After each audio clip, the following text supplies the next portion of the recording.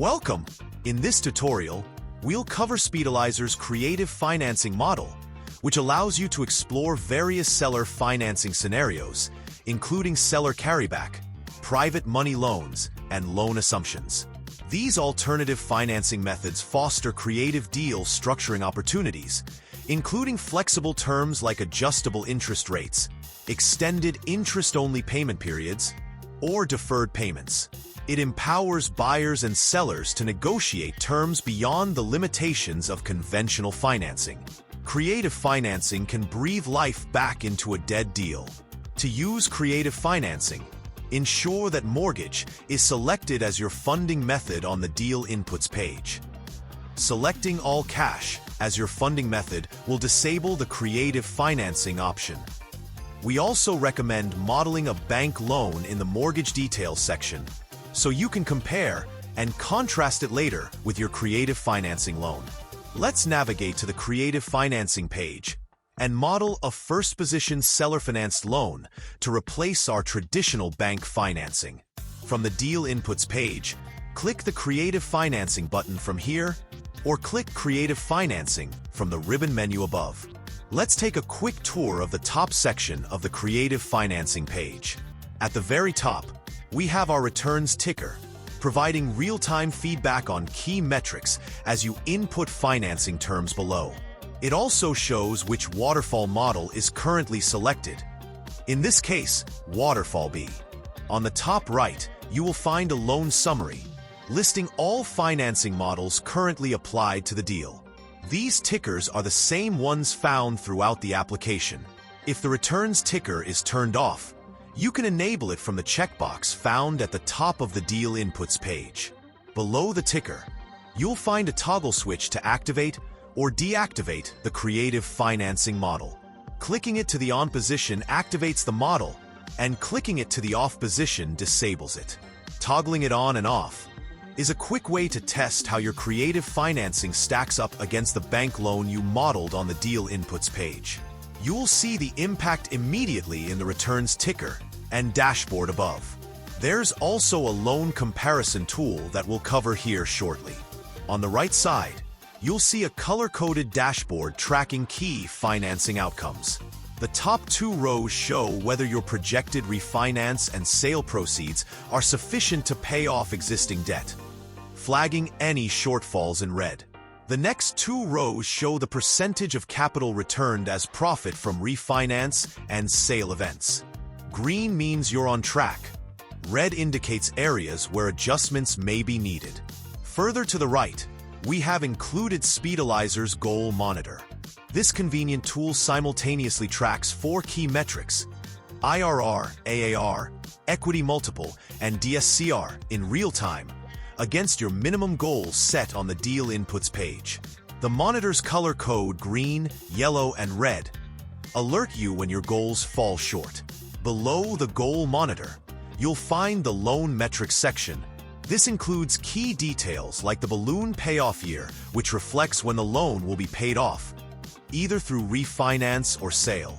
In this example, the seller is seeking a balloon payment in year 5, so we've modeled a refinance to occur in that year, ensuring the payoff is scheduled accordingly. You'll also see the capital contribution amount, which helps you understand how your inputs impact the required equity. That is, the cash you need to bring to the table. Other metrics include the total payoff, interest paid, principal and interest payments, and any interest-only payments, if applicable. Now, let's dive into modeling some creative financing. First, let's activate the loan module by toggling the switch to the on position. In the loan summary at the top right, seller financing now appears, showing that this loan is active in the capital stack along with our refinancing in year 5. For our first scenario, we'll start with a first-position seller-financed loan. Under the Loan Position drop-down, there are 3 options: First, Second, and Assumable. Let's select First. This automatically deactivates the bank loan on the Deal Inputs page, since both loans can't occupy the first position at the same time. Let's jump to the Deal Inputs page to confirm. The loan cells are now grayed out. the bank loan status is marked inactive, and the section title now reads, Creative Financing Activated. On a side note, had we selected a second position loan instead, this bank loan would have remained active in the deal. Let's head back to the Creative Financing page and continue.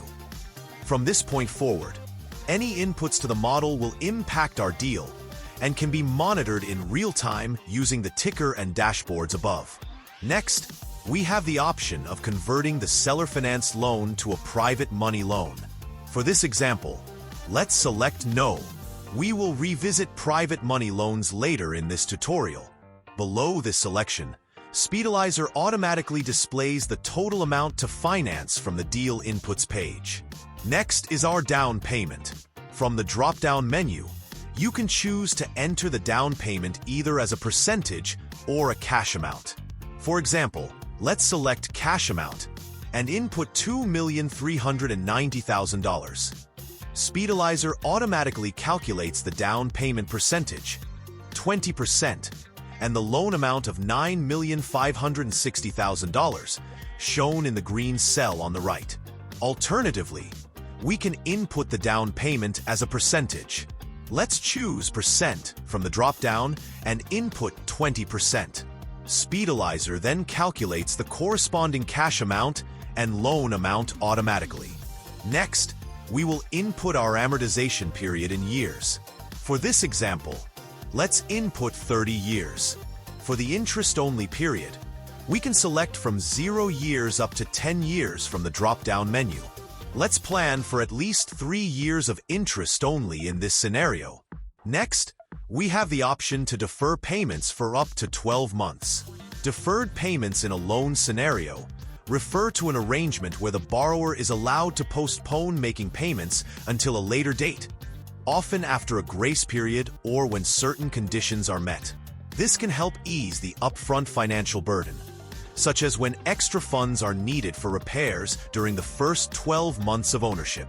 For this example, let's select 6 months from the drop-down menu.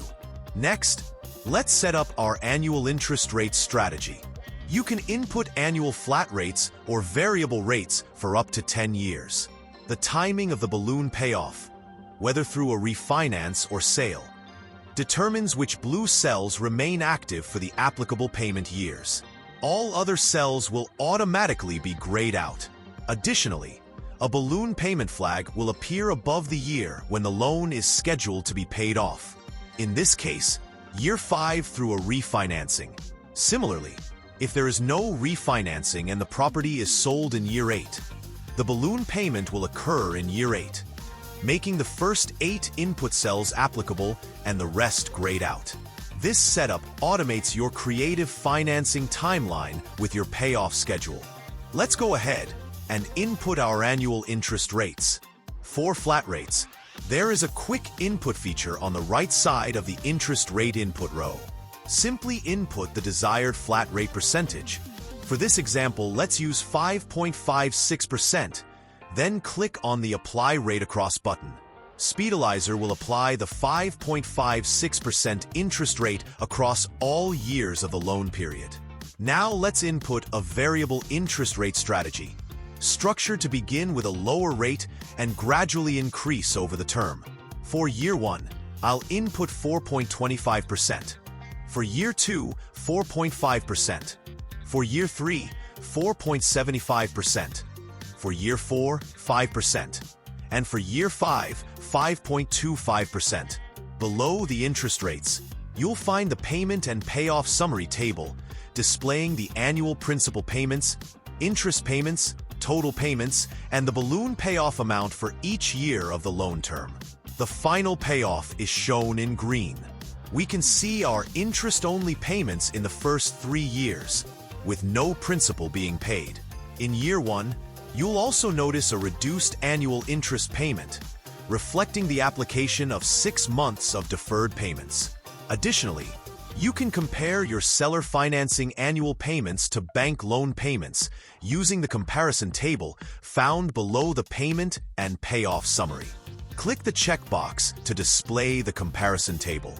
The annual bank payments from the loan modeled on the deal inputs page will appear in the first row, the seller financing loan modeled above in the second row, and an indicator in the third row for each year, showing whether the bank loan payments are higher or lower than the seller financing annual payments. In this scenario, the bank loan payment modeled on the deal inputs page is higher than the seller financing, which is favorable, as shown by the absence of red flags.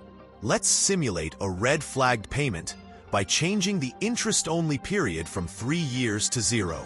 Now we can see 2 red flagged payments in the comparison table. Our seller financing payments are actually higher in 2 of the years than a new bank loan. To resolve this, let's reselect 3 years and clear the red flags. If you want to compare returns at a glance, keep an eye on the ticker while toggling the loan on and off. Here we see an improvement in IRR from 16.91% to 21.92%. Comparing the bank loan, modeled on the deal inputs page, against the seller financing scenario we just modeled here. Below the loan comparison table, you will find the amortization schedule displaying up to 10 years of principal and interest payments. Additionally, a monthly payment summary and graph can be found next to the schedule. Next, let's model a private money loan, also known as a hard money loan. Private money loans are short-term, asset-based loans typically funded by private individuals or small funds, not traditional banks. They usually have terms of 1 to 2 years, but can extend up to 3 years, depending on the project. These loans often close faster, and the lender is primarily focused on the property's value rather than the borrower's credit or income, making them a great option for investors with complex financial situations. In this scenario, we'll model a 24-month private money loan that doesn't pencil out, allowing us to see the real-time alerts that help quickly assess the viability of the loan. Make sure the first option is selected for the loan position dropdown. Then select Yes from the private money dropdown. The seller financing model will reconfigure to a private money loan, replacing any existing bank loan in the first position. You'll see a new input cell appear for loan fees. Let's input 2% here. These fees are automatically added to the total project cost and displayed in the deal metrics section of the deal inputs page. For the down payment, let's input 20%. Since this private money loan has a 2-year interest-only term, we'll set amortization to 0 years and select 2 years for the interest-only period. For deferred payments, let's select 0 months from the drop-down. Finally, we'll set the interest rate to a flat 10% and apply it to all years using the Apply Rate Across button. We've triggered several red and yellow alerts, and our IRR has dropped into the 8% range.